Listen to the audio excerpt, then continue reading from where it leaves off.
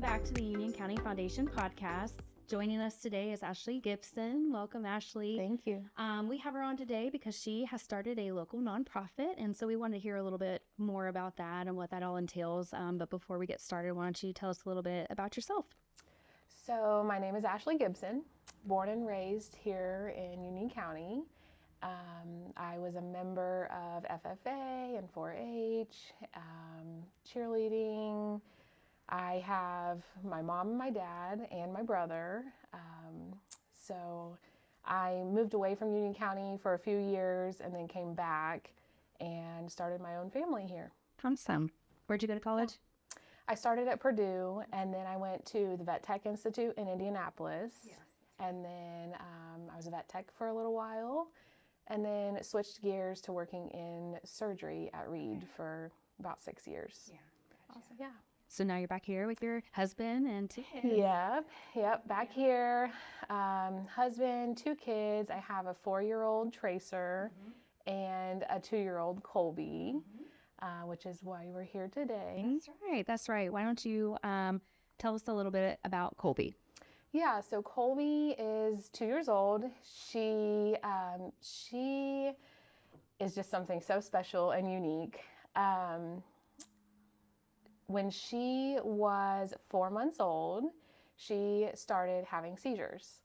And it was something that just started one day, and before we knew it, she was having those upwards of 60 to 80 times a day. Oh and yes, a lot. And at first, when you would see it, you would think, what is this? Is this a seizure? Is this what's going on? Yeah. Because 4 months old. It's so in her situation, it looked like muscle twitches, and so it wasn't what you think of when you think of a seizure. So when I called the hospital right away, they were like, "You need to come right now and and start doing a workup on her." And from there, it was like things just took off fast. One test after another, and one hospital to another. And then that led us to finding her diagnosis of CRELD1 when she was about 8 months old. So from 4 months to 8 months, we were in and out of the hospital, doing all the testing. And I mean, really, that's a very short time frame for a lot of families to actually get a diagnosis. So tell us more, what is CRELD1? Yes, so CRELD1 it's an ultra rare genetic mutation. CRELD1 is the name of the gene, and Colbie is only the 19th child in the world to have this. That's crazy. Yes, so it was September of 2024 that we got her diagnosis. And since then, our group, our CRELD1 community, has now, I think we're up to about 35 kids. Oh my gosh. So just in that short time, we've gone from Colbie being 19th to about 35. And I'm sure there's plenty out there that have yet to be diagnosed. So it's up to the parents to retest, and then they can find it on the genetic screening. So CRELD1 comes with a whole list of medical complexities. So anything from intractable epilepsy, which is the main thing that a lot of the kids struggle with. It's epilepsy that is near impossible to control. With medication, with surgical options, even interventions, things like that. So that's the hardest challenge that a lot of our kids face every single day. With that, cardiac structure issues, neuromuscular conditions, immunological abnormalities or dysfunctions. It's called global developmental delays. So, fine motor, gross motor, cognitively. So there's a lot of things. Feeding difficulties, that's a major one that kids struggle with every single day. So a lot of kids have G-tubes or some alternative form of of being fed. And it's every day. It's a lot of work. Our kids are something so fiercely strong that sometimes I don't even feel like warrior covers a description for children like this. How you kind of got with the group of parents of the other one. Yeah, how do you get to Like, how to get that community? Well, thank goodness that our genetic doctor, when we received our diagnosis, they already had the information. They said there's a Facebook page that is this parent community to bounce back and forth knowledge and tips and things with them. And so we got it the day that we got Colbie's diagnosis. And of course, I'm like rushing on there. Help, what is this? What are we doing?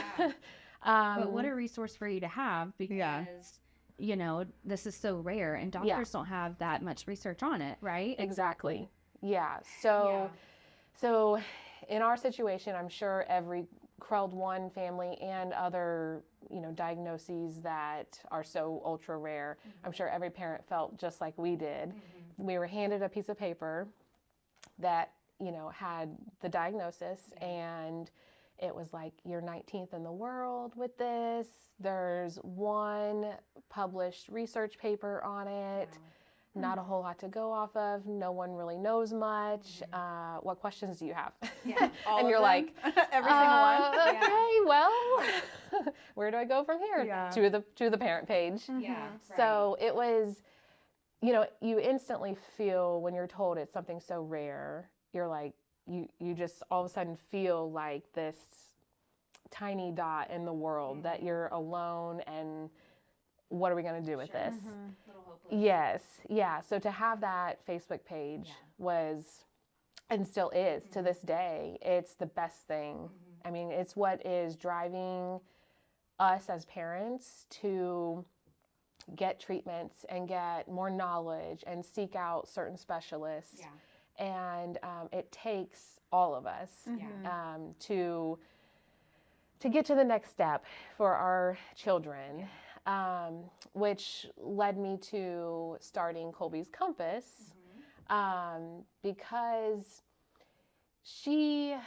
I've always felt like something was just meant to come of our story in particular, and like just a bigger purpose, something to help not just our CRELD1 community, but our community here, and just the impact that we can make. Through our story, leading by example, our faith. So let's back up. Explain a little bit what Colbie Compass is. Colbie's Compass, sorry. And just kind of dig a little bit deeper into that. Maybe why you started it, what it is, that sort of thing. Recap on that. Right. So in the short time of us being a part of the CRELD1 community, we, as a whole, we've lost 2 children since we've been part of this. And that, it really hits us as parents so hard. And just every time that has happened, it gets closer and closer to home. It feels like we need to be doing something more. Let's give it everything that we have for all of these kids. And so that led me from, originally I'd started with Colbie's Compass just as a fundraising platform. And then I'm like, you know what, I could do something bigger with this and help so many people. So I decided that we were going to make it a nonprofit, and we have 2 goals. The first goal is to put an inclusive playground here in Union County. Then, thank you. And then the second goal is to fund research. So, multiple things go into each of those goals. And they're both huge goals with big impact. significant meaning on so many levels for so many people. And I just feel like, you know what, we have been given this diagnosis that has just changed our whole perspective on life. Yeah, for sure. And if we can make a difference, even from Little Union County, then I just feel like it can spread. We can spread love, we can spread kindness, inclusion. There's so many kids that I just feel like, okay, it boils down to, for me, no kid should be left on the sidewalk.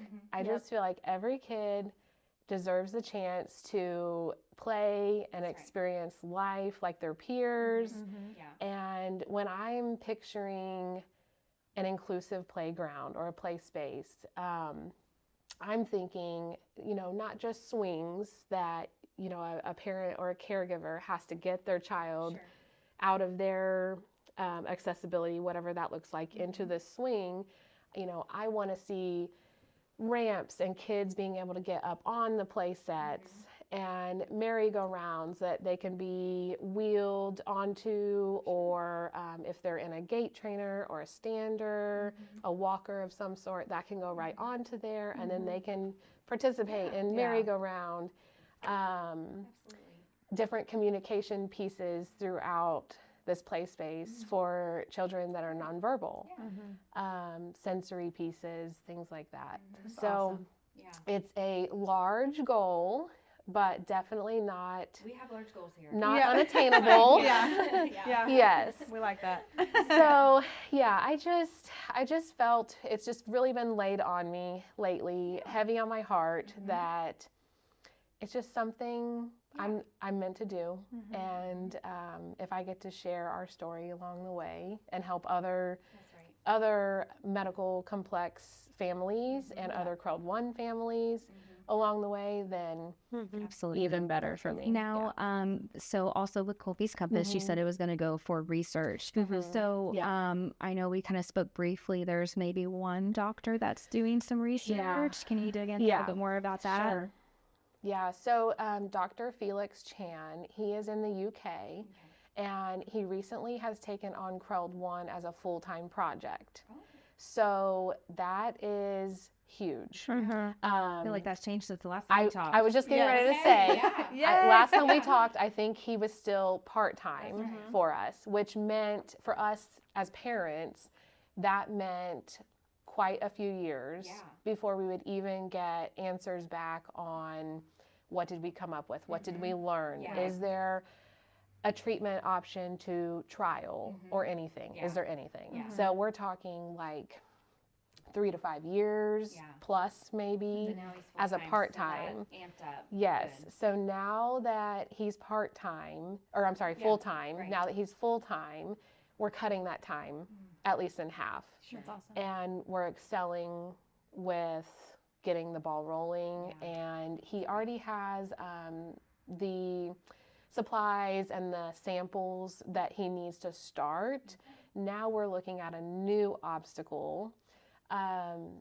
Children in the United States are ready, and their families are ready to get skin biopsies sent to the UK so that we can get the United States children, and they're called variants, and each person has a different variant, so that we can get those in the research pool there. Right. But because of regulations and logistics, we're not able yet to get the samples sent. Oh, wow. So that is a big hurdle that we're trying to figure out. And I'm just hoping and praying hard that Dr. Chan can get that organized, because there's at least 5 families that I know of here that are ready to add. Wasn't there another one in Indiana even? Yes, there's another child in Indiana. She was diagnosed shortly before Colbie. They're fairly close in age. So yeah, it's for all that are, 35 in the world, for 2 to be in Indiana, it's just shocking. Yeah. And when you think about that, just how rare that is, I mean, it's a number for me that I don't love to talk about a lot of time, but it's so significant. Yeah. It's overwhelming to think about how small of a group that is in the world. Yeah. The whole world. Right. I know. Like there are 1 million people in an area in the United States, like a small area in the United States. Yeah. And to have 35 in the whole world is I know. insane. Yes. So because our group is so small, we all know each other and we know all the kids so well that even though we haven't met in person, it seems like I know them, and it's just it gives you so more cool. of an intimate relationship and more of an intimate community. People who relate to what you go through every day, even though you've never seen them or met them really in life, but you can relate in so many ways. Oh yeah. So, which is just a great support to have. It is. Yeah. So with these 2 huge goals, we are going to be doing a lot of fundraising soon. We're going to be reaching out to different grants and applying, just bringing awareness for Crowd 1, for Colbie's Compass.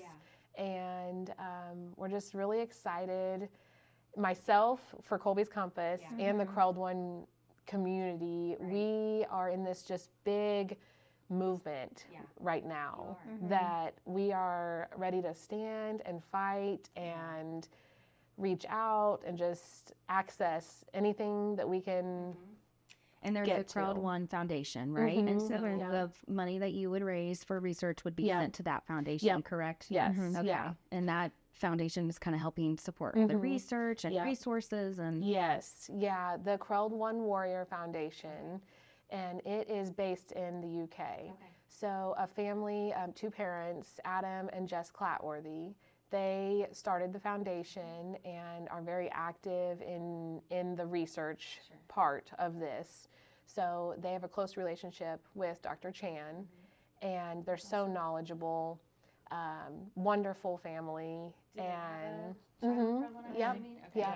They actually had a daughter that passed, and then they have a son now that is positive for Crowd 1. Wow. So they're in it. Yep. They have a big why behind them, driving research and just finding out, just getting everything, all the information that we can get. So, yes, they've been amazing to work with, amazing support.